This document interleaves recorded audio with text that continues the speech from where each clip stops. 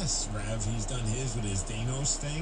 Thanos, and it's the Infinity Pumpkin. Thank you very much. It actually looks really good with the gemstones and the fist. Oh, I thought you did. You gave that up.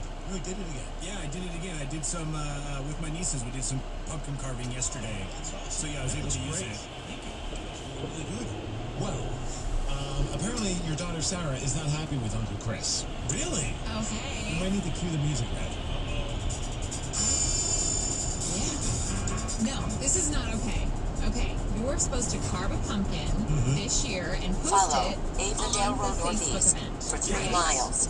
Chris is posting all of his pumpkins from previous years. He's going back to 2011. No, you don't do that. Yeah. Oh my God. Yes. What?